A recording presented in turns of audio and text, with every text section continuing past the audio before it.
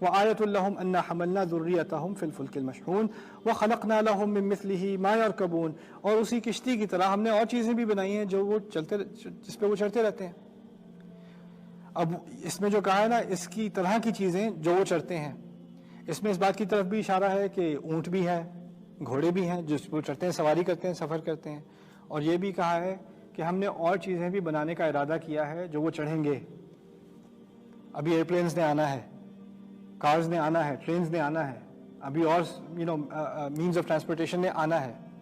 اس سب کی طرف ایک کھلا اشارہ کر دیا۔ کیوں، کیسے پتہ چلا ہمیں ان چیزوں کی طرف اشارہ ہے؟ پہلی چیز کہی تھی کشتی کے بارے میں۔ کشتی ایک عجیب مخلوق ہے اللہ تعالیٰ کی، ہماری انجینئرنگ کی نہیں ہے۔ آپ سمجھیں کہ ہم نے ڈیزائن کی تھی نا کشتی۔ قرآن نے کس بات کی طرف اشارہ کیا؟ پہلی کشتی کس کی تھی؟ نوح علیہ السلام کی۔ ان سے کہا گیا تھا وَاصْنَعِ الْفُلْكَ بِأَعْيُنِنَا، آپ اس کشتی کی مینوفیکچر کریں ہماری نظروں کے تحت، یعنی ہم آپ کو بلو پرنٹ نازل کر رہے ہیں، یہ لو پھٹا، یہ لو کیل، ایسے ایسے کرو۔ یعنی ایک ایک پھٹا، ایک ایک کیل جو پہلی دفعہ بنائی گئی وہ اللہ تعالیٰ کی وحی کے ذریعے بنائی گئی۔ یہ بھی ایک بہت اہم فلسفی بات ہے کہ انجینئرنگ جیسی فیلڈ اللہ تعالیٰ کی دی ہوئی فیلڈ ہے، ایک نازل کی ہوئی فیلڈ ہے۔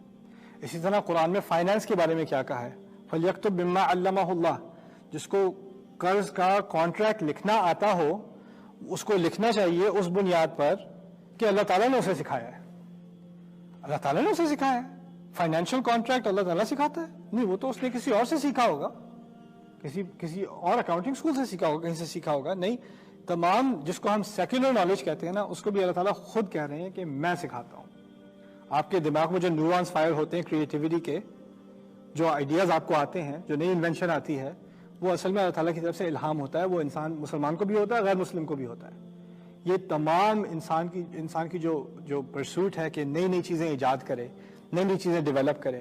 هو الذی جعلکم فی الارض واستعمرکم فیہا، اس نے ہی تمہیں زمین پر ڈالا اور اسی نے چاہا کہ تم اس میں مزید تعمیر کرو اور اس میں مزید امپروومنٹ کرو۔ یعنی اللہ تعالیٰ کی دی ہوئی ایک خاص دیا ہوا ایک خاص تحفہ ہے کہ انسان مزید انوینٹ کرتا ہے۔ یہ بھی اللہ تعالیٰ کی وحی کا ایک حصہ ہے۔ وَخَلَقْنَا لَهُم مِّن مِّثْلِهِ مَا يَرْكَبُونَ، اور اسی طرح کی ہم نے اور چیزیں بھی بنائیں جن پر تم سواری کرو گے۔ وَإِن نَشَأْ نُغْرِقْهُمْ فَلَا صَرِيخَ لَهُمْ وَلَا هُمْ يُنْقِذُونَ، اور اگر ہم چاہتے تو ہم ان کو سب کو ڈبو دیتے اور نہ ان کی کوئی صریخ یعنی کوئی چیخ کوئی سننے والا ہوتا، اور نہ ہی ان کو کوئی بچانے والا ہوتا۔ یعنی سمندر کے درمیان میں اگر کوئی موج آ گئی اور کشتی ڈوب گئی، کون سی چیخنے سننے والا ہوگا؟ پانی کے اندر کوئی چیخ بھی رہا ہوگا تو کس کو سنائی دے گی؟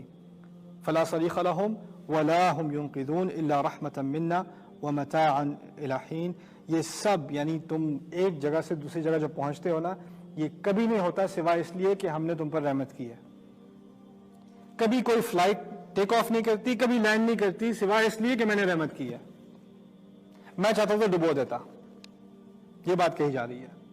جس طرح پہلے کہا تھا نا کہ آندھیوں کو روکے ہوئے ہیں، ٹربولینس کو روکے ہوئے ہیں، تھوڑی سی ٹربولینس ہوتی ہے تو آیت الکرسی یاد آ جاتی ہے، تھوڑی ہوتی ہے قل هو اللہ احد، پھر دوبارہ جب پلین سٹیبل ہوتا ہے تو دوبارہ مووی لگا لو، رائٹ؟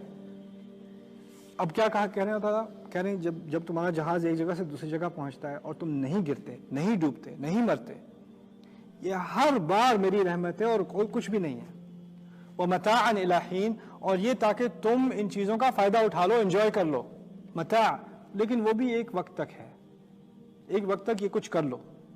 ان تمام جب ہم یہ سفر کرتے ہیں ہم کیا بات کرتے ہیں؟ سبحان الذی سخر لنا ھذا وما كنا له مقرنین وانا الى ربنا لمنقلبون، ہمیں آخری کا اپنے رب کی طرف واپس جانا ہی ہے۔ ابھی تو ہمیں یہاں جانا ہے، پھر واپس گھر آنا ہے، ایک آخری گھر ہے، وہاں جانا ہی جانا ہے۔